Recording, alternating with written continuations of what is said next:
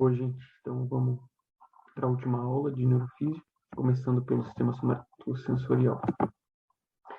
Quando a gente fala de sistema somatosensorial, a gente está falando, basicamente, das sensações que a gente tem no corpo, né?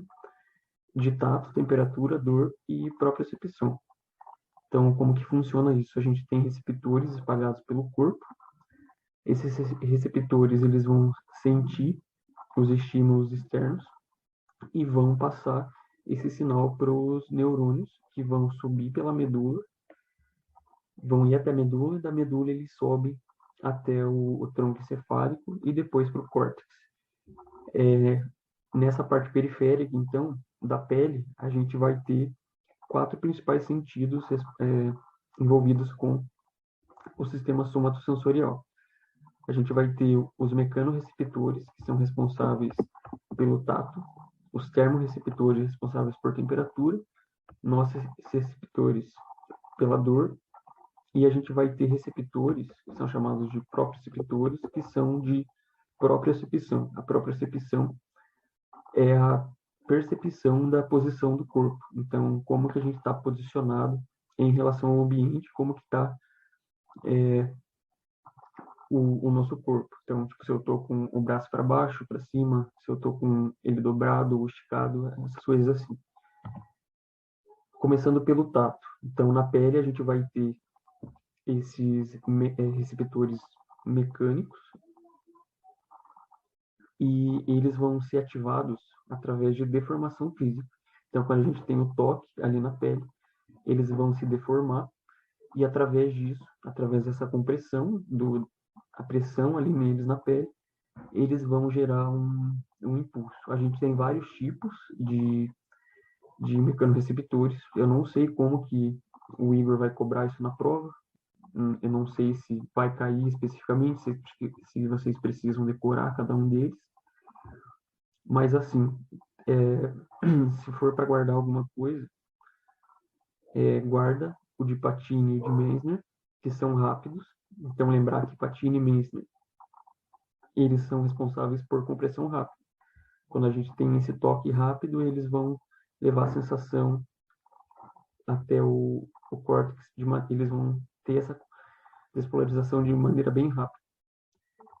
E o de Patini também é importante lembrar dessa morfologia dele, que é chamada de casca de cebola. E, em contrapartida, a gente vai ter os de Merkel e de Ruffin, que são sinais lentos. Então, seria o toque contínuo na pele, enquanto o de Patini e de Meissner é aquele toque rápido.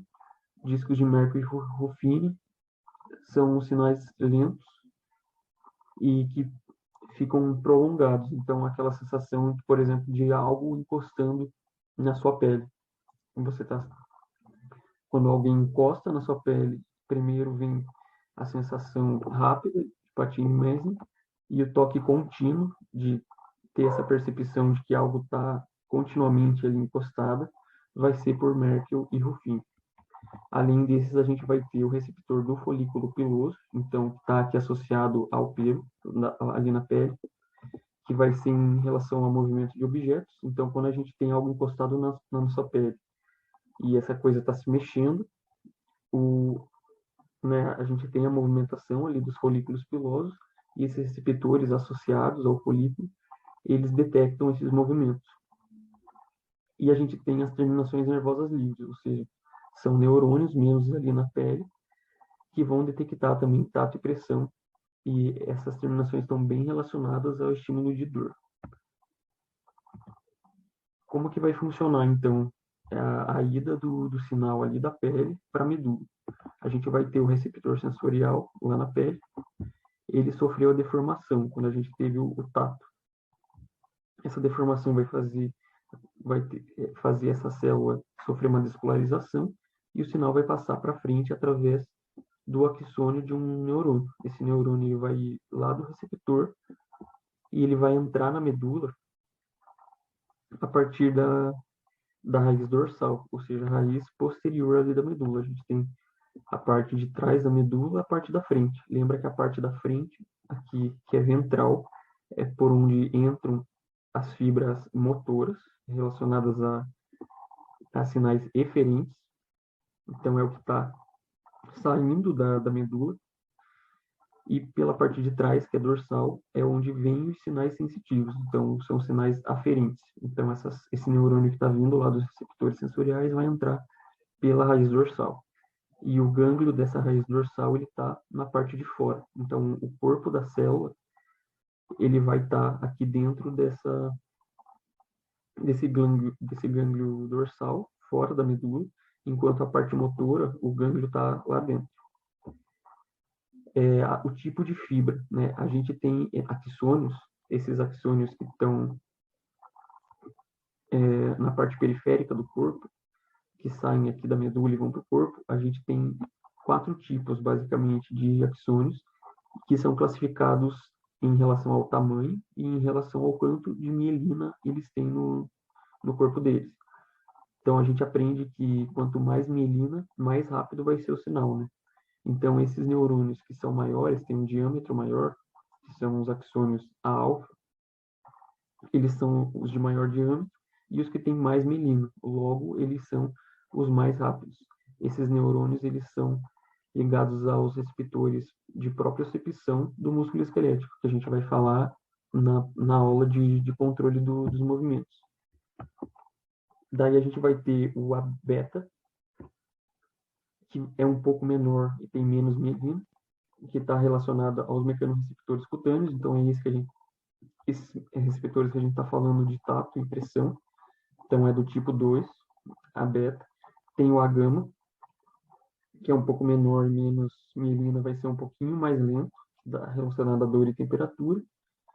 E um menor, e que praticamente nem tem mielina, que vai ser o mais lento de todos, é o do tipo C, e ele está relacionado com temperatura, dor e prurido, né, que é coceira.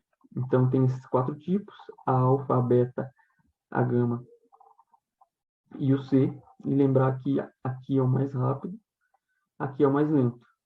Então, já fica isso na cabeça, de que tato e temperatura são coisas dessas fibras de menor diâmetro, que vai ter uma velocidade menor. E esses médios aqui são os de tato, e os maiores, que são os mais rápidos, que tem mais mielina, propriocepção. O sinal, então, ele vai passar ali da medula por uma via ipsilateral. Isso significa que ele vai subir do mesmo lado que ele entrou. Então, tá vendo aqui que o neurônio entrou trazendo o sinal, e ele vai subir, esse aqui seria o lado direito do corpo, ele vai subir na medula pelo lado direito. Então, aqui a gente consegue ver. Entrou, no caso aqui o exemplo está mostrando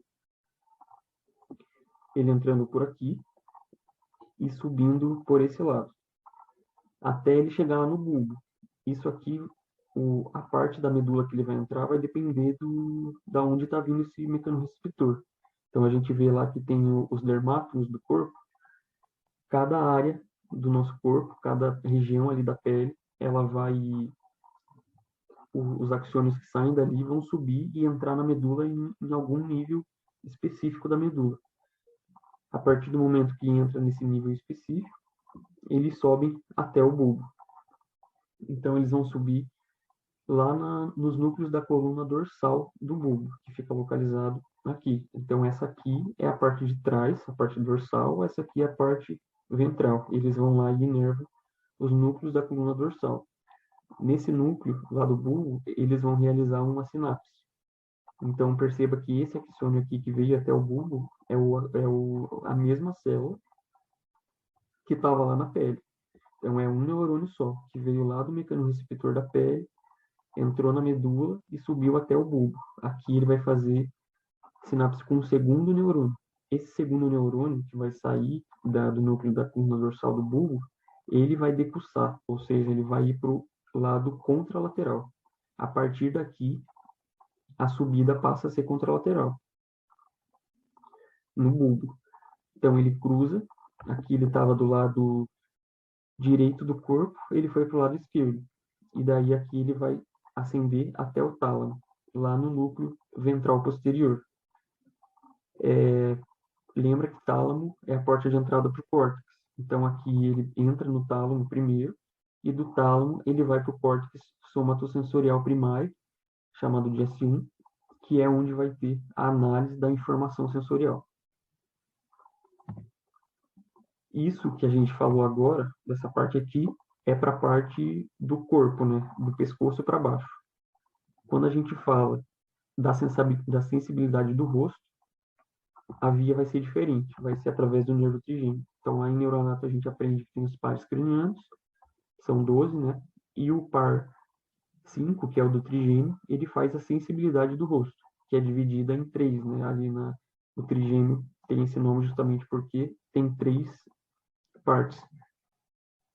E a via dele vai ser de sair ali, no rosto a gente vai ter os receptores também na pele, e o trigêmeo vai sair desses receptores e vai ir também para a ponte, lá para o tronco encefálico, diferentemente da via do pescoço para baixo, que vai para o bulbo, aqui ele vai para a ponte, onde está o núcleo do trigêmeo. Lembra que lá no tronco encefálico estão os núcleos desses nervos cranianos?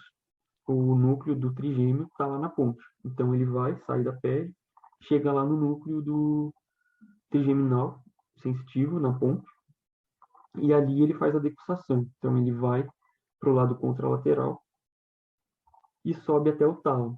Aqui no tálamo ele também vai para o núcleo ventral posterior. A diferença é que é o medial. Então o núcleo ventral posterior tem a parte medial e a parte lateral, enquanto a parte do corpo, que é do pescoço para baixo, vai para o núcleo ventral posterior lateral. A parte do rosto, do trigêmeo, ele vai aqui para o núcleo ventral medial. E daqui, ele vai ascender para o córtex somatosensitivo primário também, da mesma forma que a outra que a gente viu. Como que funciona o córtex somatosensorial? Então, a gente vai ter lá, no giro pós-central, lembra de neuroanato, a gente tem o sulco central, atrás dele a gente vai ter o giro pós-central, lá no lobo parietal. E ali está o córtex somatosensorial. A gente tem várias áreas ali, e cada uma vai ser responsável por analisar um tipo de informação. Então, a gente tem a área 1, que vai ser de textura, a parte 2, que é tamanho e forma, a parte 3A, que é da propriocepção, a parte 3B, que é do tato. E daí também tem as partes do córtex parietal superior, que são as áreas 5 e 6. Então, lembra que tem aquele homúnculo de Penfield, que é aquela representação de um homem, e as partes do corpo são proporcionais ao quanto aquela parte é sensível. Então, as partes que têm mais sensibilidade vão estar representadas maior. Geralmente é a mão, né, que está maior, e o rosto, que é onde a gente tem mais receptores. Logo, a gente vai ter mais áreas no córtex que vão ser trabalhar de forma mais específica para dar mais sensibilidade àquelas partes ali. Agora que a gente já falou do tato, vamos ir para a dor.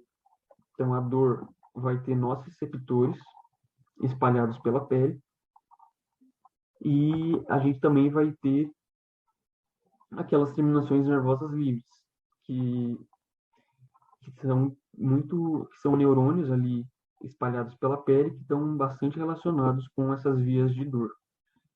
Então, a dor, ela é causada por uma lesão ali no tecido, na pele. Quando a gente tem essa lesão, vão se abrir canais iônicos na membrana desses receptores e vai ocorrer uma despolarização.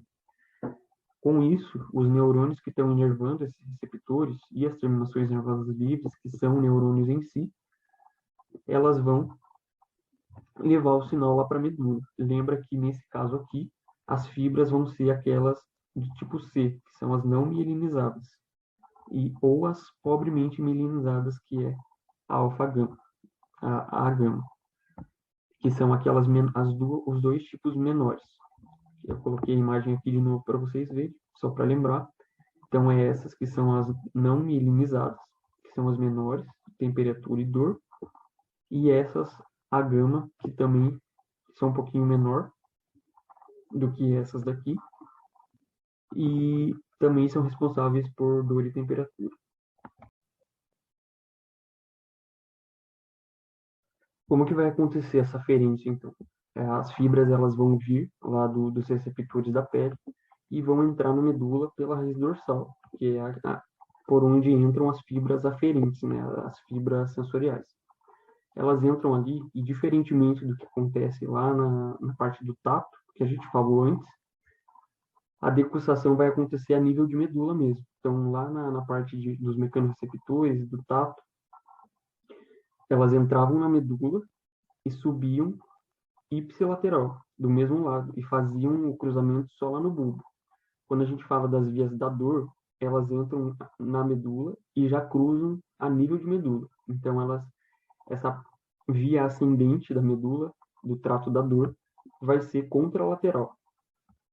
A importância disso é clínica, porque quando a gente tiver uma lesão cerebral que vai ter uma repercussão no corpo, da pessoa perder sensibilidade tátil e perder sensibilidade dolorosa, você pode diferenciar se for contralateral ou ipsilateral essa perda, se a lesão está acontecendo lá no córtex, se a lesão está acontecendo no tronco ou se a lesão está acontecendo na medula. Quando vocês estiverem em neuro, vocês vão ver que é bem importante entender que essa parte da onde ocorre a decussação. Se a decussação ocorre a nível de medula, de tronco, ou se não tem decussação, é tudo ipsilateral. Porque, por exemplo, tem pessoas que têm um AVC, perdem a sensibilidade tátil e dolorosa do mesmo lado, tem pessoas que perdem a sensibilidade tátil de um lado e a sensibilidade dolorosa do outro lado do corpo. E isso, através disso, você consegue diferenciar o local da lesão. Então, é bem importante para a parte clínica de neuro. Então, guardem isso, que a parte do tato, ela vai fazer decussação só lá no bulbo, então a subida pela medula é ipsilateral, e dor e a temperatura, que a gente vai falar depois, vai fazer essa decussação já a nível de medula e subir contralateral. A via que esses tratos da dor vão fazer se chama via espinotalâmica, porque elas estão saindo lá da espinha e indo para o tálamo. E vocês lembram lá de neuroanato, que a gente tem as vias ascendentes. Então, uma dessas vias é essa via espinotalâmica.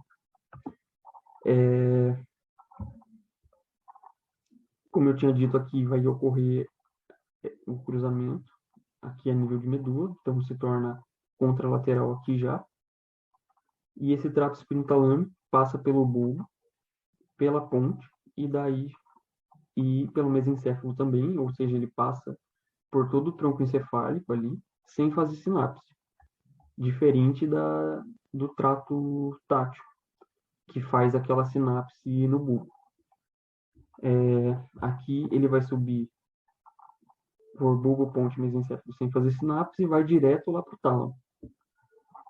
No tálamo, ele faz uma sinapse, lá no núcleo, ele vai inervar dois núcleos diferentes lá no tálamo, essa via da dor. O núcleo ventral posterior e os núcleos intralaminares. Depois que faz essa sinapse, a via segue lá para o córtex somatosensorial primário. Daí vai ter uma região desse córtex, esse S1, responsável ali pela captação da dor. Agora a temperatura, que é basicamente parecido com a dor, a diferença mesmo vão ser os receptores. Então, na pele ali a gente vai ter os receptores para frio e receptores para calor. Quando tiver um estímulo frio, esses receptores de frio vão ser ativados. Quando tiver calor, esses receptores de calor vão ser ativados. E a via vai ser a mesma. Então, vai subir pela medula. O tipo de fibra também é a mesma. São aquelas A, gama e C, que são as menores e menos mielinizadas. E quando a gente está falando dos receptores para frio e as de calor, são ligadas apenas às fibras C. Então, são as mais lentas. Agora, comparando aqui, só para a gente terminar essa aula, que é o importante da gente saber e guardar isso, É justamente aquela parte dos receptores que eu tinha falado para vocês, saber quais que são os rápidos e os lentos, e saber as vias. Então, saber que a via da coluna dorsal, lemnisco medial. Então, lembra que ele entra lá na parte dorsal, no núcleo dorsal da medula, que vai ser a parte do tato. Ele vai entrar na medula. As fibras são aquelas mais calibrosas, que são mais rápidas, porque tem mais mielina. Elas entram, fazem uma ascendência pela medula de forma ipsilateral, do mesmo lado que entrou, e a decussação ocorre lá no bulbo. Então, aqui tem uma sinapse no bulbo, ocorre a decussação, se torna contralateral. Vai para o tálamo, do tálamo vai para o córtex. E a gente vai ter a via espinotalâmica, que é a da dor e temperatura. Vão ser aquelas fibras menores, com diâmetro menor e pouco mielinizadas ou não mielinizadas, que é do tipo C. Vão entrar pela medula e no nível da medula que elas entram, elas já decussam. Vão para o outro lado, se tornam ipsilateral.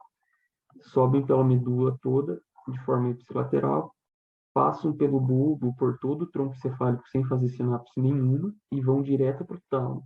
Então, por isso, espinotalâmica. Ela vai direto da espinha até o tálamo, sem fazer sinapse. No tálamo vai ter outra sinapse, daí ela sai daqui e vai para o córtex cerebral. Perceba que aqui a gente tem 3 neurônios. Então, um que está vindo lá da pele, ele vai ir direto lá para o bulbo. No bulbo, ele faz uma sinapse com um segundo neurônio aqui, e do tálamo para o córtex a gente tem um terceiro neurônio. Então, são 3 neurônios aqui nessa via. Já aqui, a gente vai ter um neurônio que está lá na pele. Esse neurônio ele vai fazer uma sinapse aqui aonde ele entra já na medula. Daí o segundo neurônio sai da medula, fazendo a decussação aqui já na nível de medula, se torna ipsilateral. No tálamo tem uma segunda sinapse, daí do tálamo para o córtex a gente vai ter um terceiro neurônio. Então, nas duas vias são 3 neurônios, e o segundo neurônio é o que vai cruzar. A diferença é que o segundo neurônio aqui da via do lemnisco medial cruza no bulbo, e esse segundo neurônio aqui já cruza, a sinapse já acontece aqui na medula, e esse segundo neurônio já cruza aqui no nível de medula. Então, basicamente, dessa aula, é isso que a gente tem que guardar. Agora vamos entrar na parte de controle medular e encefálico da medula. Então, assim, eu sei que o Igor, ele juntou essas duas aulas, não sei bem por que ele fez isso, se foi programado ou se porque perdeu alguma semana de aula, mas antes é uma aula para cada tema, e eu vi que ele deu primeiro a parte encefálica e depois medular. Eu resolvi mudar um pouquinho, porque para mim faz mais sentido, eu tive assim, pelo menos, e fez mais sentido para mim, ter a parte da medula e depois do encéfalo. Mas assim, se não fizer sentido para vocês, porque ficou diferente da aula dele, por favor, só vir atrás de mim e pedir ajuda, tá? Eu estou disponível aí para ajudar vocês no que vocês precisarem. Então, primeiro vamos diferenciar os tipos de movimento, para depois a gente ver como que vai acontecer o controle desses movimentos. A gente vai ter movimentos reflexos, que são de contração e relaxamento involuntários. Então, um dos exemplos é reflexo patelar. Né? O médico vai lá, bate no joelho, a perna estica. Isso é um tipo de movimento reflexo. A gente não tem controle sobre ele. Então, ele é um movimento involuntário. Outro tipo de movimento que a gente tem são os rítmicos. Então, são padrões repetitivos de movimentos espontâneos. Os exemplos seriam mastigação e locomoção. Né? Tipo, são movimentos padrões de repetição. Né? Você está ali mexendo a boca, né? Abrindo e fechando, e para se locomover também, tipo, colocando uma perna na frente da outra. Existem movimentos de equilíbrio, que são organizados lá no tronco encefálico, que são para manter a postura. E existem movimentos coordenados, que são movimentos completos. Então, por exemplo, um ato de você estar escrevendo. ou de você estender sua mão para pegar um copo de água e tomar. São movimentos complexos. Esses primeiros dois tipos de movimentos, são os reflexos e os rítmicos, eles são controlados pela medula, enquanto esses movimentos de equilíbrio e coordenados são controlados pelo encéfalo. Esses de equilíbrio, como eu já disse, é troncoencefálico, os complexos é mais pelo córtex mesmo.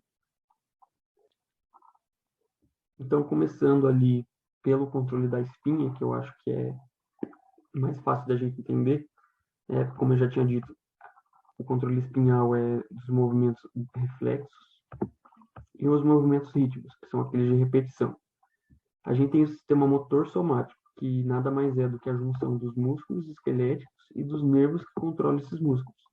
Então, a gente aprende lá, né, que tem os 3 tipos de músculo: o músculo estriado cardíaco, o músculo estriado liso, que é das vísceras ali, e a gente tem os músculos esqueléticos, né, que são aqueles músculos que estão ali em volta dos ossos, que são responsáveis pelo movimento do corpo. E esses músculos são inervados por neurônios que vão dar o estímulo para que ocorra o movimento. A junção desses músculos esqueléticos com os nervos é chamado de sistema motor somático. Os músculos esqueléticos, eles vão ser divididos em 3 grupos, dependendo ali, essa divisão é feita conforme a parte do corpo. Então, é anatômica, basicamente. A gente vai ter os músculos axiais, que são responsáveis pelo movimento do tronco. Então, ali, tórax, abdômen e as costas. Os músculos proximais, que são ombro, cotovelo, pelve e joelho. E os distais, que são mãos, pés e dedos.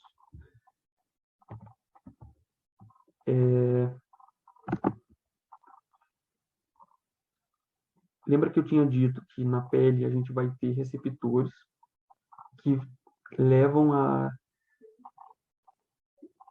aqueles estímulos aferentes lá para a medula, né? Aqueles estímulos sensoriais que vão entrar pela medula lá pela parte dorsal, pela parte de trás da medula. Em contrapartida, a gente vai ter as fibras que entram pela raiz ventral, que é a parte motora eferente. Então, aqui a gente está falando do neurônio motor inferior.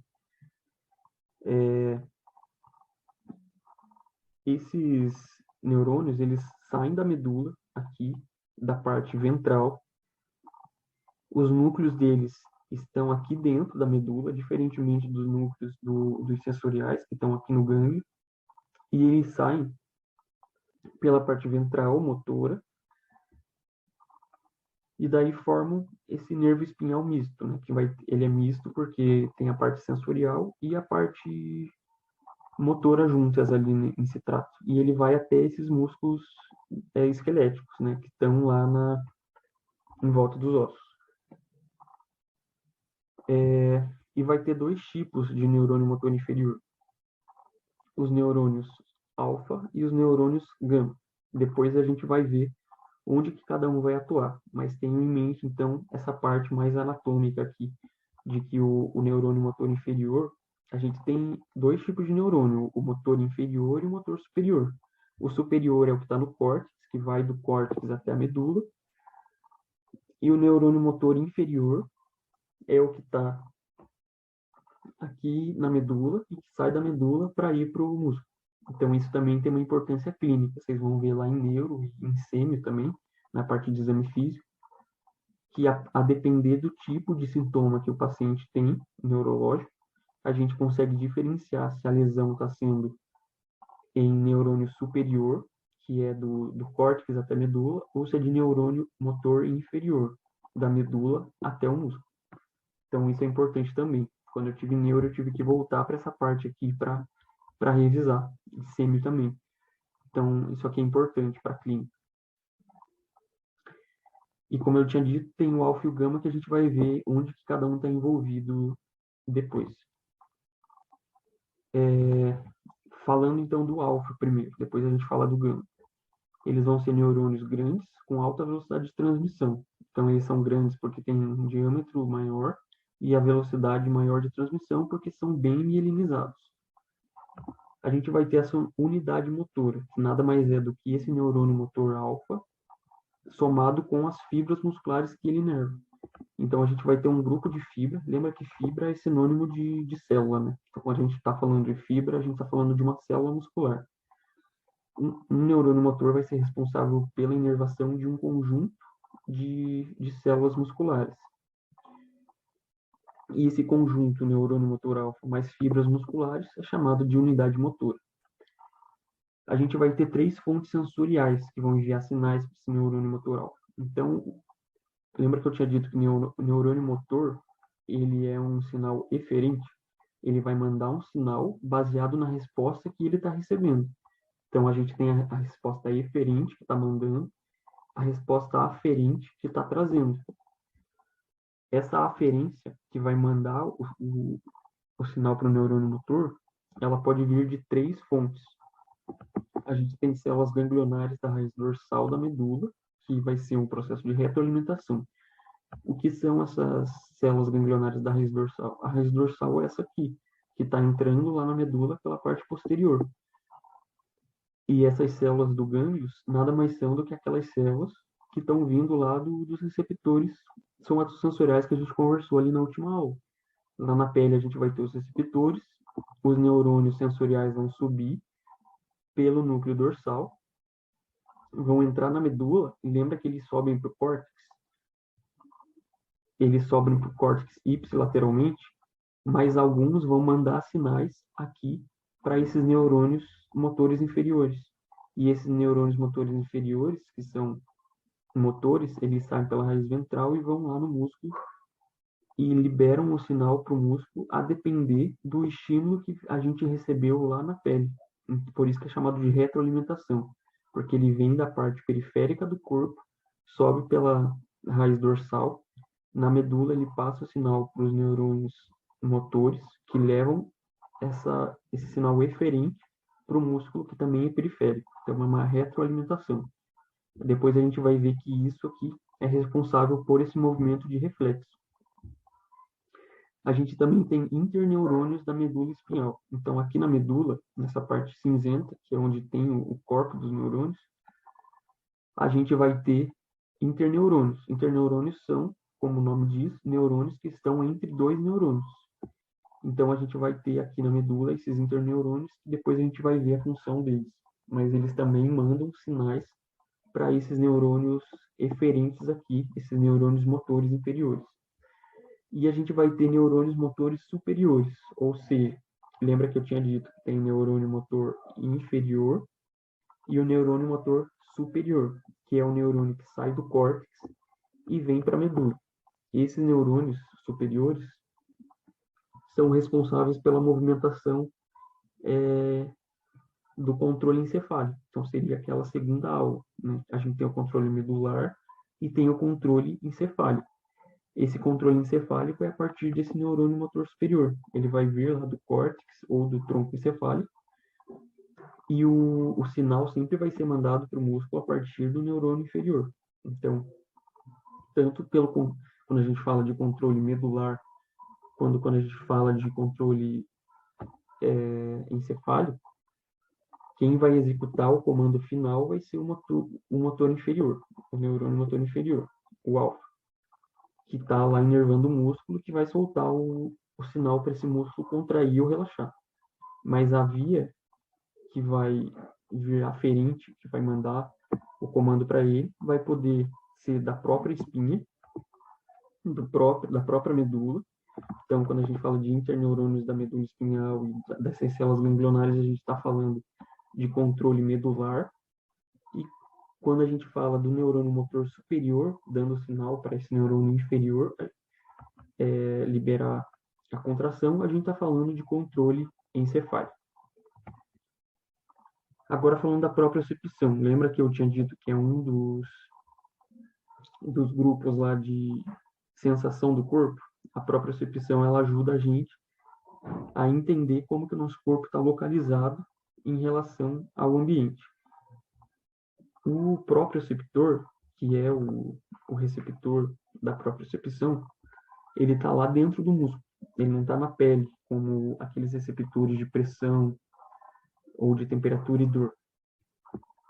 Quando a gente tem lá no músculo as fibras ali, a gente vai ter uma estrutura chamada fuso muscular. Esse fuso muscular, ele está ali no interior do músculo e ele vai ser inervado por axônios sensoriais. Então, são receptores aferentes que vão levar informação sensorial lá para a medula. Esses neurônios que inervam esse receptor, esse próprio receptor, são chamados de axônios sensoriais do grupo 1A. Então, lembra, isso é importante, axônios sensoriais do grupo 1A são os que inervam os próprios receptores, os receptores de propriocepção, que estão lá dentro do músculo.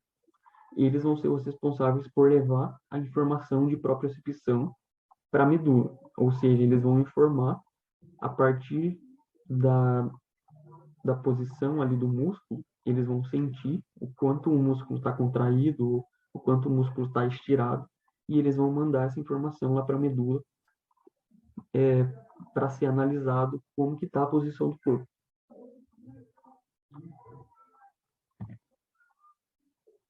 Reflexo de estiramento. Então, a gente está vendo os tipos de movimento que tem. O primeiro que eu tinha falado é o movimento do tipo reflexo. O exemplo que eu tinha dado era o do reflexo patelar. Quando o médico bate ali no joelho, a perna sobe. Isso é só um exemplo. Existem vários tipos de movimentos reflexos. Mas tenham esse em mente para ficar mais fácil de entender como que vai funcionar. Então, a gente tem aquele neurônio 1A, que é sensorial, que está lá dentro do músculo, que eu tinha falado ali no último slide, e ele está formando ali aquela estrutura do receptor de propriocepção. Esse neurônio aferente, que é sensorial, ele está indo lá para a medula, ele vai entrar na medula pela parte dorsal, que é por onde entram os neurônios sensoriais. Parte desse neurônio aqui, ele vai subir pela medula para levar informação lá para o córtex, para dizer para o córtex para o córtex analisar a informação de como está o nosso corpo. Porém, ele também vai fazer sinapse com o neurônio motor inferior, aquele que a gente tinha conversado lá, que é o neurônio motor alfa. Esse neurônio motor alfa, ele sai pela parte ventral da medula. Como eu tinha dito, ele vai inervar o músculo esquelético. Então, a partir disso, a gente vai ter essa retroalimentação, que vai ser o reflexo. Como que funciona isso? Quando o músculo ele é estirado, quando ele sofre esse estiramento, por exemplo, por um peso que faz ele estirar, esse neurônio sensorial 1A, que está ali inervando os próprios receptores, esses receptores de propriocepção, ele leva a informação para a medula, existe um sinal que vai ser passado aqui, uma sinapse, para o neurônio motor alfa, que é um neurônio inferior. Esse neurônio vai fazer com que o músculo contraia. Então, isso basicamente é o que acontece quando a gente bate ali no tendão do músculo da perna. Quando a gente bate com um martelo no joelho, o que acontece é que o músculo ele estira, ocorre essa retroalimentação, o músculo contrai e a nossa perna levanta. O objetivo do corpo de fazer isso é impedir que haja uma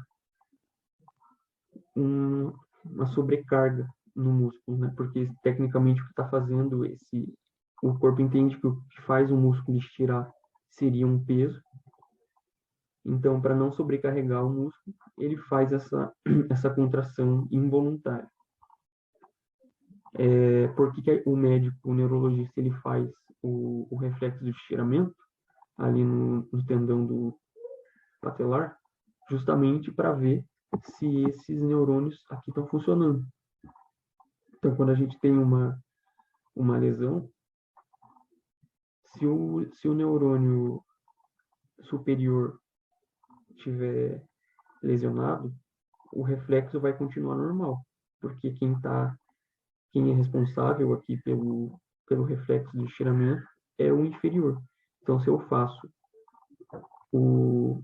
esse reflexo, bato ali no joelho e a perna não levanta, significa que esse neurônio motor inferior está lesionado. Então, a gente consegue diferenciar, a partir disso, lesões de neurônio motor inferior, neurônio motor superior. Como que vai funcionar, então, a propriocepção?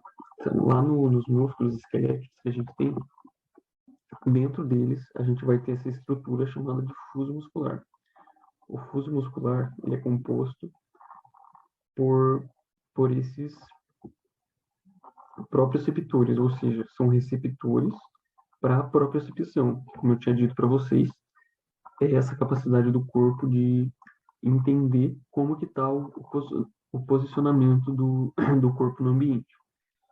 Então, como a gente tem esses receptores aqui, que seriam análogos àqueles receptores que a gente tem na pele. Então, lá na pele a gente tem para o tato, para a temperatura e para a dor, que vão ser inervados por neurônios sensitivos ali, que vão levar para a medula. No caso da própria propriocepção, a gente vai ter esses receptores dentro da estrutura muscular.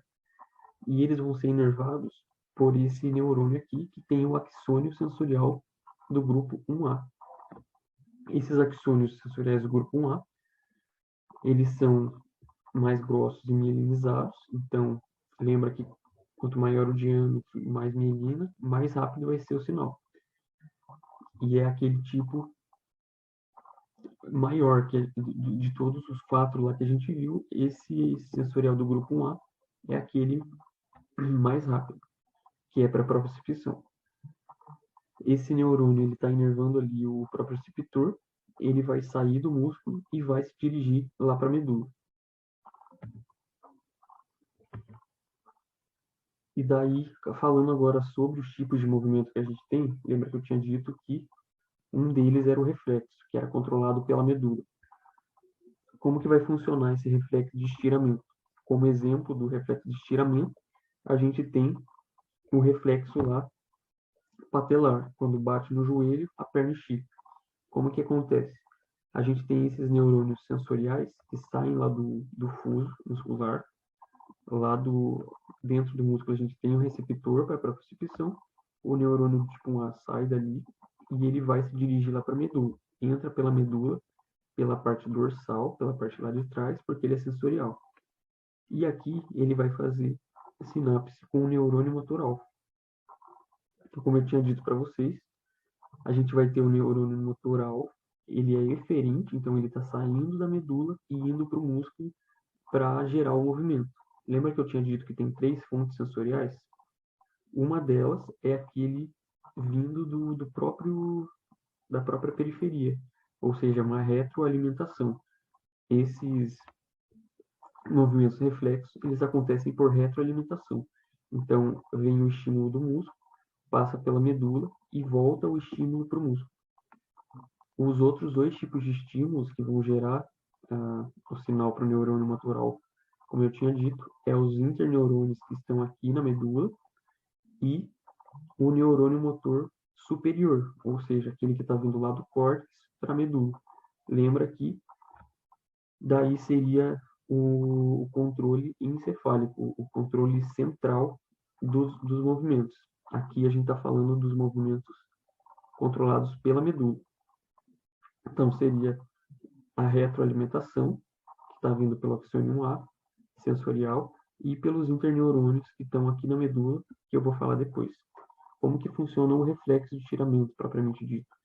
A gente vai ter as fibras, e elas vão ser sensibilizadas quando o músculo sofrer um estiramento. Então, isso é causado, por exemplo, por um peso, o músculo é estirado, os neurônios que estão ali nos próprios receptores vão ser estimulados, eles vão levar o sinal lá para a medula, e daqui ocorre a sinapse, fazendo com que o neurônio motor alfa leve o estímulo para o músculo contrair. O músculo contrai. Então, é isso que acontece. Como que seria lá no reflexo patelar? O médico bateu com o martelo lá no tendão do músculo, o músculo estirou. Esse estiramento vai dar o sinal, o neurônio motor vai fazer com que o músculo se contraia, a perna vai levantar. Isso acontece porque é uma forma do corpo de impedir uma sobrecarga no músculo. Então, o músculo entende que ele está sendo sobrecarregado por causa de um peso, quando tem esse estiramento, e ele faz esse reflexo de contrair para que o músculo não se sobrecarregue. Além daqueles neurônios motores alfa, a gente vai ter os neurônios motores gama.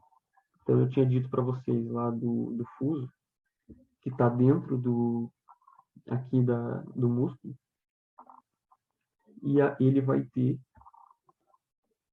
como o que eu tinha dito do reflexo ali de estiramento, a gente tem as fibras sensoriais que saem do fuso, e daí leva para a medula e volta o sinal para o neurônio motor alfa, que está na parte de fora do músculo, que vai fazer ele contrair. Então, o neurônio motor alfa está nessa parte extrafusal. Quando a gente fala de neurônio motor gama, que é outro tipo de neurônio motor, eles estão inervando o próprio fuso. E qual que seria a função dele? Quando a gente tem aquele processo lá de estiramento, então como que vai acontecer isso? Da maneira que eu expliquei ali para vocês. Os sensoriais 1A, eles se sensibilizam quando o músculo é estirado e eles mandam um sinal. O músculo vai contrair. Você tem que pensar assim. Quando isso acontece e o músculo se contrai, o fuso ele fica contraído. Então, ele meio que para de sensibilizar o neurônio sensitivo, aquele que está levando a informação para a medula. Porém, o neurônio motor gama, ele tem uma função de causar uma atração aqui no fuso, permitindo, através dessa atração que ele faz no fuso, ele permite que esses axônios sensoriais 1A, eles fiquem ativados constantemente. Porque se a gente não tivesse eles aqui, o sensorial 1A, que levou a informação lá para a medula, ele pararia de funcionar quando o neurônio motor alfa aqui fizesse o músculo contrair. Então, esses neurônios motores gama, que estão inervando a parte de dentro do fuso, eles têm essa função de manter o fuso tracionado, permitindo com que esses neurônios sensitivos fiquem constantemente ativados. Agora que a gente já falou dos reflexos de estiramento, a gente vai ter outro tipo de reflexo que vai acontecer pelos órgãos tendinosos de Golgi. Diferentemente dos receptores de propriocepção que estão lá dentro do músculo, no fuso, a gente vai ter aqui o órgão tendinoso de Golgi no tendão do músculo. Então, lá onde o músculo se liga com o osso, a gente tem o tendão. Dentro do tendão tem o órgão tendinoso de Golgi. Qual que é a estrutura dele quando a gente vê histologicamente? Seriam fibras de colágeno que estão entrelaçadas ali, e essas fibras elas são inervadas por axônios 1B. Então, o 1A, que é o sensitivo, está lá inervando o fuso dentro do músculo, que vai levar a informação para o reflexo de estiramento. E aqui no órgão tendinoso de Golgi, que está no tendão, a gente vai ter o axônio 1B, que é um pouquinho menos calibroso que o 1A. Quando o músculo se contrai, a tensão entre essas fibras de colágeno ela vai aumentar e esses axônios 1B vão sofrer despolarização. A partir do momento que eles sofrem despolarização, eles vão levar, através do potencial de ação, a informação até a medula. Então, eles vão entrar lá pela parte dorsal da medula, que é onde entram as fibras sensoriais. Como que funciona, então, aqui o fluxo da informação? Está lá no tendão, ligando o músculo no osso, os órgãos tendinosos de Golgi. Quando o músculo contrai, o axônio 1B, que é sensitivo, vai entrar na medula pela parte dorsal a gente vai ter um interneurônio inibitório aqui, que vai fazer a ligação do neurônio sensitivo com o neurônio motor alfa. O neurônio motor alfa é aquele neurônio inferior que vai causar a contração no músculo. Mandou a informação, ele vai inibir o músculo. Diferentemente do que o axônio 1A estava fazendo, que vem lá dos fusos, quando o músculo é estirado, aqui vai ser o contrário. Quando o músculo é contraído, o órgão tendinoso de Golgi vai perceber essa contração e pelo axônio 1B ele entra e vai inibir o neuromotor alfa. Então a resposta vai ser contrária. Ao invés de contrair, ele vai relaxar. E esse arco reflexo que acontece aqui, ele também tem uma função de proteger o músculo de ser sobrecarregado. Então, por exemplo, vamos dizer que você está carregando peso nos seus braços. Vamos dizer que alguém comece a colocar mais peso, né? Pensando numa caixa que você está carregando, a pessoa vai colocando mais caixas, vai aumentando cada vez mais o peso, o seu músculo começa a você mesmo começa a contrair ainda mais o seu braço para dar mais força para você conseguir carregar aquele peso. O órgão tendinoso de Golgi vai começar a ser sensibilizado por essa contração. Quando chegar num nível que você não consegue mais segurar aquele peso, vai gerar esse arco reflexo aqui. Ele vai mandar o sinal para a medula, que vai chegar lá no interneurônio inibitório, ele vai inibir o motor neurônio alfa, fazendo com que o seu músculo relaxe. Então, quando tem essa sobrecarga de peso, o seu músculo vai relaxar e você vai perder a força do braço. No caso, você derrubaria esse peso que você está carregando quando excede o que o seu músculo consegue suportar. E ele faz isso como uma forma de proteger o músculo de ser sobrecarregado também. Então, seria um reflexo de proteção ali para o músculo. Então, basicamente, esses dois reflexos que a gente viu, um é o oposto do outro. Quando a gente tem estiramento do músculo, o fuso que está lá dentro vai mandar através do axônio 1A para a medula, vai ativar o neurônio motoral, que vai causar contração do músculo. E quando a gente tem uma contração exacerbada do músculo, vai ser pelo órgão tendinoso de Golgi, que vai mandar a informação pelo axônio 1B, que vai, através do interneurônio inibitório, inibir o neurônio motoral, fazendo com que o músculo relaxe. Como eu tinha dito, a gente tem 3 pontos sensoriais ali para o neurônio motor. Um a gente já falou, que é aquele arco reflexo, ou seja, os neurônios sensoriais que vêm do próprio músculo. O segundo são os interneurônios espinhais, que estão ali já na medula e vão mandar sinais para os neurônios motores inferiores. Eles vão receber conexões simpáticas dos sensoriais primários, ou eles podem receber também de axônios descendentes do encéfalo. Então, por exemplo, esse interneurônio inibitório aqui é um exemplo desse interneurônio que a gente está falando ali, que é a segunda fonte. E ele pode receber tanto fontes vindo dos neurônios sensoriais, como ele pode estar recebendo um sinal vindo do lado do encéfalo, lá do córtex, que a gente vai ver lá na aula de controle encefálico, controle central do movimento, que quando a gente começa um movimento iniciado lá no córtex, existem alguns tipos de movimento que vão mandar informações aqui para esse interneurônio inibitório. Então, esses interneurônios recebem conexões dos axônios sensoriais, dos axônios descendentes vindos do encéfalo, e podem receber também de axônios colaterais ali, que já estão na medula. E eles podem ser tanto inibitórios quanto excitatórios, né? Ali nesse exemplo aqui a gente viu um inibitório, mas tem outros que são excitatórios também. É um exemplo de entrada inibitória. Então a gente tem esse processo de inibição recíproca. Então quando a gente precisa contrair um grupo muscular, essa contração precisa vir acompanhada de um relaxamento dos músculos antagonistas.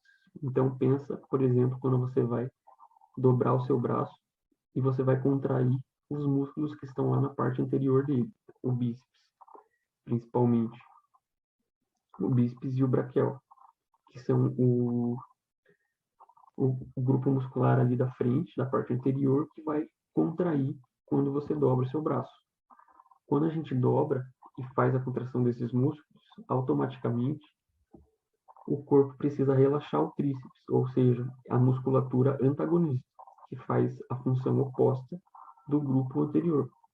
E isso funciona através desses neurônios, desses interneurônios inibitórios. Então, existe um axônio sensitivo aqui, que é que vai levar a informação para a medula, vai entrar pela parte dorsal, vai encontrar um interneurônio inibitório, vai mandar a informação aqui para ele inibir a musculatura antagonista. Então, isso é um exemplo de trabalho de um interneurônio inibitório.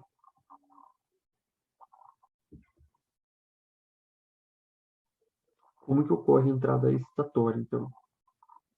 Um exemplo de interneurônio que vai excitar. A gente tem esse reflexo flexor de retirada. Um exemplo é quando a gente pisa numa taxinha e a gente vai ter esse reflexo de retirada, ou seja, pisei em alguma coisa que me causa dor, eu vou tirar o pé dali, né? Mas a gente tem esse reflexo para qualquer coisa que cause dor. Por exemplo, coloquei a mão em algo que estava quente, eu vou tirar. O processo acontece da seguinte forma: tive o estímulo de dor, né? Ativei aquele receptor para dor, que estava inervado lá pelos neurônios que têm axônio agano. Esse axônio agano, ele vai levar a informação lá para a medula, através do gânglio dorsal, ele vai entrar aqui, e ele vai se comunicar com esses interneurônios excitatórios. Esses interneurônios excitatórios, eles vão ativar o neurônio motor, que vai estar inervando a musculatura. E ele vai fazer esses músculos contraírem. Quando o músculo contrai, a gente vai tirar a perna. Então, é uma forma do corpo se defender desses estímulos dolorosos. Isso é um exemplo dado o funcionamento aqui desses interneurônios excitatórios que a gente tem lá na medula. E a gente também tem esse reflexo extensor cruzado, que é quando, também usando esse exemplo aqui de pisei na taxinha, uma perna levantou. Sempre que a gente levantar uma perna, por qualquer motivo que seja, a outra perna vai acabar ficando responsável por carregar o peso do corpo. Então, a outra perna vai ter que fazer mais força para carregar sozinha o peso. Os músculos dessa perna vão contrair mais. Só que você concorda que esse reflexo ele é muito rápido. Então, eu tirei a perna do chão muito rápido. O corpo, ele já se prepara de forma reflexa também, de forma rápida, para que a outra perna consiga aguentar o peso. Então, ela vai contrair de forma automática também a musculatura da outra perna que ficou no chão, para aguentar o peso. Então, a outra perna vai sofrer essa extensão para aguentar o peso do corpo. Porque senão, se isso não acontecesse, eu pisei em algo que está me causando dor, tirei o pé do chão, eu iria cair porque não iria dar tempo de eu, de forma autônoma, pensar em me sustentar sozinho. Então, por isso que tem esse reflexo extensor cruzado.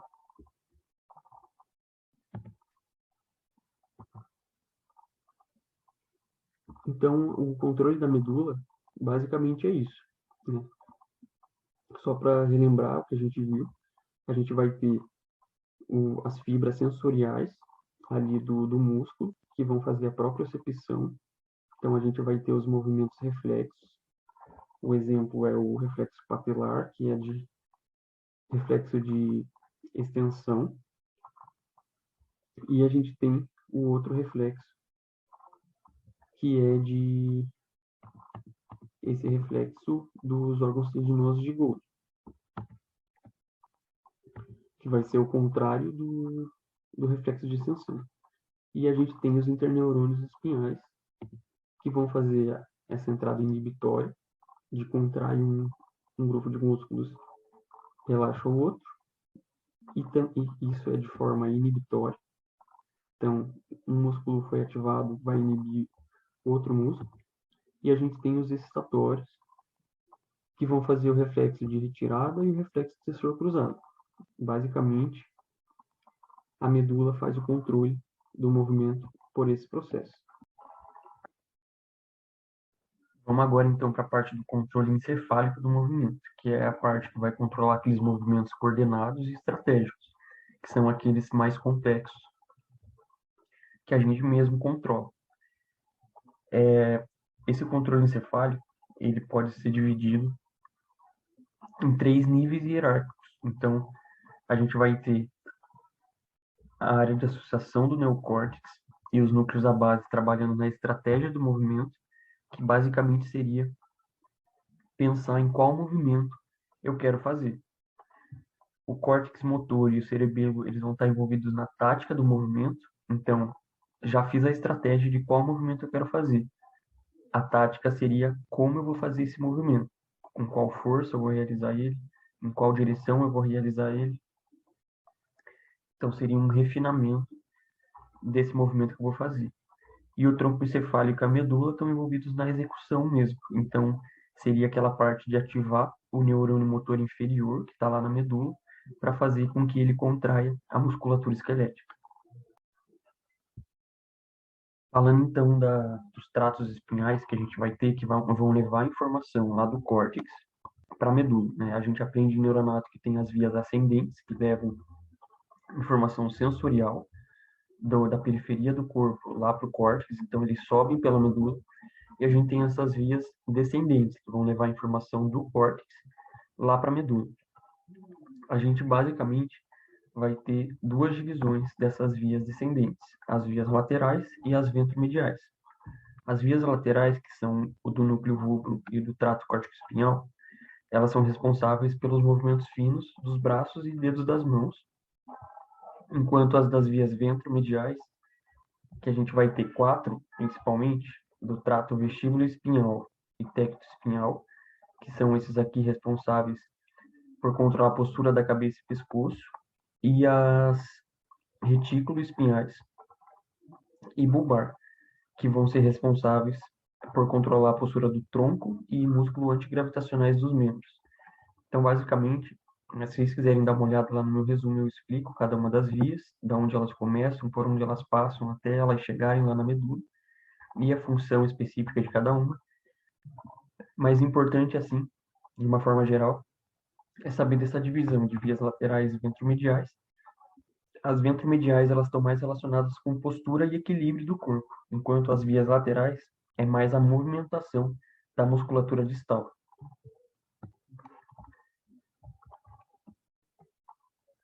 Como eu tinha dito para vocês, a gente tem essa divisão em níveis ali do controle encefálico. Começando lá pelo primeiro nível, que é feito pelo córtex, a gente vai ter a área 6, que é a área motora superior, que vai ser responsável por esses movimentos finos. Então, ali no córtex a gente tem, no giro pós-central, essa área 6, que é dividida em 2 regiões. A área pré-motora, a APM, que vai mandar sinais para as unidades motoras proximais, e a gente vai ter a MS, que é a área motora suplementar, que manda sinais para as unidades motoras distais. Então, essas 2 áreas, elas têm a mesma função de mandar sinais a partir do momento que a gente decide realizar o movimento, elas vão ter essa mesma função de mandar sinais para algumas regiões do corpo. A diferença é que a proximal, as unidades motoras proximais vão ser controladas pela APM, então lembra que aqui o que tem o P é de proximal. E a motora suplementar, que é a MS, é as distais.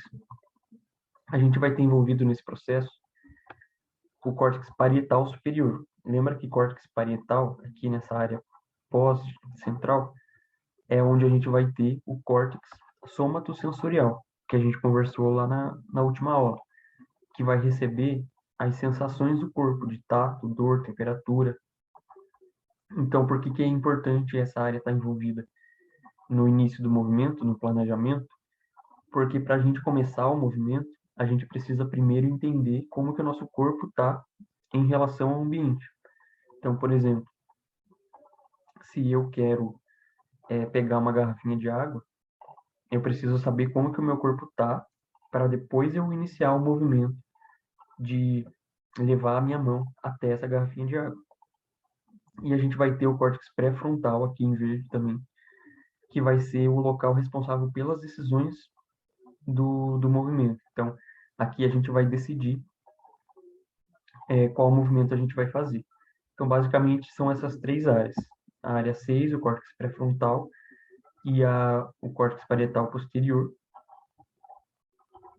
que estão envolvidos aqui. Ele também é chamado de superior, tem esses dois nomes, que estão envolvidos nessa parte do planejamento do movimento. Então, aqui, que é o primeiro nível, a gente vai decidir qual movimento a gente quer fazer. Ainda no primeiro nível desse planejamento, a gente vai ter os núcleos da base envolvidos. O que a gente tem que saber aqui é como que vai funcionar a alça motora. Então, a gente tem o córtex cerebral, que é aquele que a gente falou no último slide, que é onde vai ser tomada a decisão de qual movimento a gente quer fazer. Quando a gente tomou essa decisão, o córtex ele vai enviar sinais para os núcleos da base, né? Todos esses aqui em azul fazem parte do núcleo da base. Ele manda para o estriado, que é o putâmen mais caudado. E perceba que aqui a gente tem o globo pálido interno e o externo. O globo pálido interno, ele está sempre inibindo o tálamo. O tálamo é responsável por mandar sinais para o córtex. Como o globo pálido interno está sempre inibindo o tálamo, o córtex está inibido. Quando a gente toma a decisão de se movimentar aqui no córtex, essa informação ela vai passar para o estriado, e o estriado ele começa a inibir o globo pálido interno. Se eu começo a inibir o que estava inibindo, perceba que o tálamo passa a ser ativado. Então, quando o córtex manda essa informação para o estriado inibe o globo pálido que antes estava inibindo o tálamo para de inibir, o tálamo é ativado e o tálamo vai mandar informações para o córtex cerebral de novo. Então, por isso que é uma alça, né? Porque a informação começou no córtex, passou aqui pelos núcleos da base, tálamo, e voltou para o córtex. Isso acontece como uma forma de facilitar o movimento. Então, os núcleos da base eles têm essa função de deixar o movimento mais refinado e facilitar que o movimento aconteça. Isso aqui nessa via direta. Quando a gente fala da via indireta, que vai antagonizar com a via direta, a gente tem o globo pálido externo funcionando. E o globo pálido externo, ele ao contrário aqui do interno, ele vai ser ativado pelo estriado. Então, o córtex vai mandar a informação para o estriado ativa o globo pálido externo, o externo inibe o interno, inibe o tálamo, inibe o córtex. Então, seria uma forma de refinar também com a inibição de alguns movimentos que são inapropriados. Então, dessa forma, os núcleos da base eles trabalham ali para facilitar o movimento, alguns tipos de movimento, e, ao mesmo tempo, inibem outros tipos de movimento. Eles fazem essa refinação no processo. Agora a gente vai para o segundo nível, que é o da tática do movimento. Quando a gente estava falando ali do córtex, da área 6 e dos núcleos da base, a gente estava falando de planejamento, ou seja, qual vai ser o movimento que a gente vai realizar. Quando a gente entra no segundo nível, a gente já sabe qual é o movimento. E agora a gente vai fazer a tática, ou seja, a gente vai decidir como a gente vai realizar esse movimento. E o cerebelo vai estar envolvido nisso. Ele está envolvido nessa parte de precisão do movimento. Então, ele é dividido em áreas ali, e basicamente o que a gente tem que saber é que cada uma delas está envolvida em um processo, mas quando a gente fala de cerebelo, ele está envolvido em equilíbrio, ele está envolvido em tônus muscular, postura em marcha e coordenação motora fina. Então, para ficar mais fácil de entender, é só a gente pensar como que vai estar o movimento quando o cerebelo não está funcionando direito. E um exemplo fácil da gente pensar é numa pessoa bêbada. Quando a gente bebe, o álcool ele inibe a ação do cerebelo, então o movimento vai perder equilíbrio, a pessoa vai ficar com tônus muscular diminuído. Então, o tônus é aquela contração que os músculos têm naturalmente para manter postura. Então, perde-se tônus, a pessoa que está bêbada, ela fica mais mole, ela perde a postura, a marcha dela fica desregulada, fica desequilibrada, e ela perde a coordenação motora fina. Então, uma pessoa bêbada estende a mão para pegar alguma coisa, erra a direção, porque o cerebelo está envolvido nessa parte de dar essa coordenação para os movimentos. Então, ela vai dar, a partir também de uma alça motora, né, porque lembra que tudo começa lá no córtex motor, na área 6, que iniciou o desejo de começar o movimento. Esse sinal vai ser passado para a ponte, e da ponte para o cerebelo lateral. Daí o cerebelo lateral vai trabalhar nessas coisas aqui, dando equilíbrio, tônus, coordenação. E depois ele manda para o tálamo, e o tálamo retransmite para o córtex. Daí, no caso dessa retransmissão aqui, a informação não vai ser passada para a área 6, vai ser passada para a área 4, que é onde a gente tem o córtex motor primário. E a informação que vai ser passada para o córtex, para o M1 aqui, é em relação à direção, ao tempo e à força de movimento. Então, o cerebelo ele vai dizer, o córtex mandou a informação falando, quero pegar a minha garrafinha de água para tomar. O cerebelo vai analisar essa informação e vai falar para o córtex. A direção da garrafinha de água é X, o tempo de movimento vai ser Y e a força que você tem que fazer para conseguir pegar vai ser tal. Então, ele faz essa alça motora aqui com o córtex também. E daí, falando do córtex motor primário, que vai receber essas informações vindas lá do cerebelo e vindas também dos núcleos da base, ele vai atuar na ativação dos neurônios motores inferiores. Então, lembra que a gente tinha conversado lá na aula de medula, que lá na medula a gente tem o neurônio motor inferior inervando as fibras musculares. Então, ela está inervando lá a musculatura esquelética. Quem vai ativar esse neurônio motor inferior são neurônios que saem do córtex motor primário, que é esse segundo nível, que vai estar recebendo essas informações das alças motoras, de como o movimento tem que ser realizado. O sinal vai sair ali do córtex pela camada 5. Então, aqui a gente tem o córtex, a camada 5. Ele vai mandar pelo trato córtico-espinhal. Então, lembra aquela via lateral que a gente conversou, que está responsável pela movimentação dos músculos distais. A informação vai descer pelo trato córtico-espinhal e vai inervar lá os neurônios motores que estão na medula. Essa ativação, ela pode ser direta, aqui a gente tem esses neurônios motores inferiores, ou ela pode ir primeiro para neurônios inibitórios, interneurônios que estão lá na medula, que a gente já conversou também, que vai depois passar a informação para os neurônios motores. Então, perceba que nesse exemplo aqui, a informação que está sendo passada é para inibir os neurônios que fazem flexão e ativar os neurônios que fazem extensão dos músculos.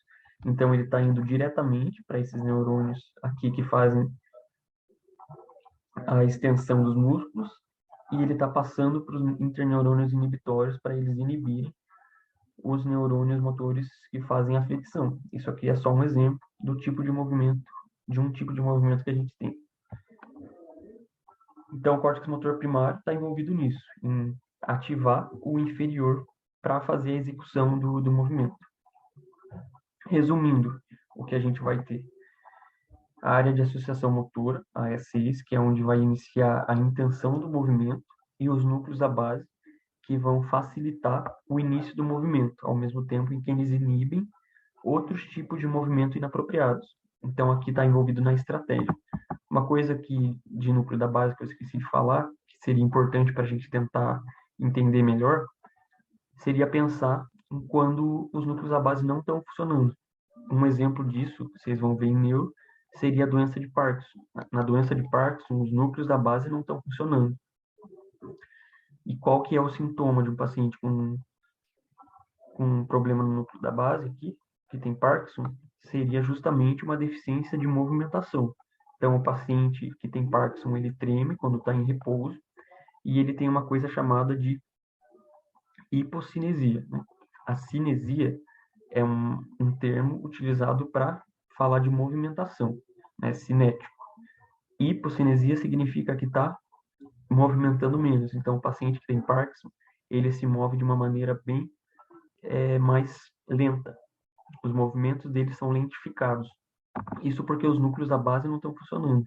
Então, fica fácil, com esse exemplo, de entender que os núcleos da base estão envolvidos nessa questão de início do movimento. Os movimentos ficam lentificados e tem esse tremor em repouso, quando depois que já iniciou o movimento, daí perde esse tremor. E esses dois níveis, que são os primeiros, são envolvidos na estratégia do movimento, em qual movimento eu quero realizar. Daí, quando a gente fala da área primária motora, a área 4 de Brodmann e o cerebelo estão envolvidos na tática, então eles vão dizer como que o corpo tem que realizar esse movimento, a direção, a força, para deixar esse movimento refinado. E a gente vai ter o tronco encefálico e a medula, que são níveis mais baixos, que vão estar envolvidos na execução, justamente porque lá na medula espinhal a gente vai ter aquele neurônio motor inferior que vai mandar aqui o sinal para o músculo para ele contrair ou relaxar.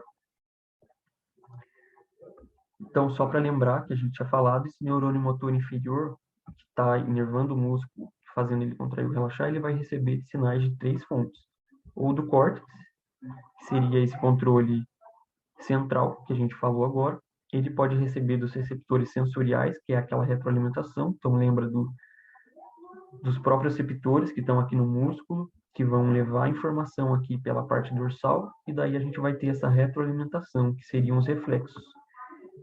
E daí a gente vai ter 3 tipos: os receptores de estiramento, que o exemplo seria o reflexo patelar, bateu no joelho, estirou o músculo, as fibras sensoriais levam a informação, volta, faz o músculo contrair, a perna levanta.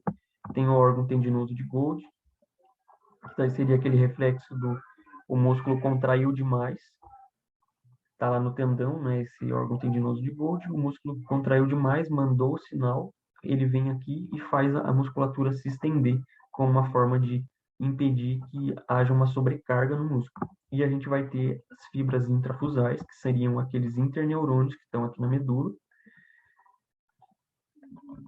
Daí a gente está falando aqui da terceira fonte.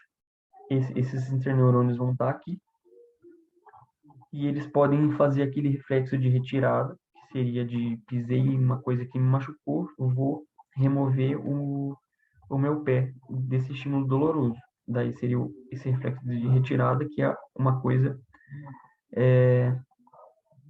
que está excitando, né, o músculo a se movimentar. E a gente vai ter a inibição recíproca.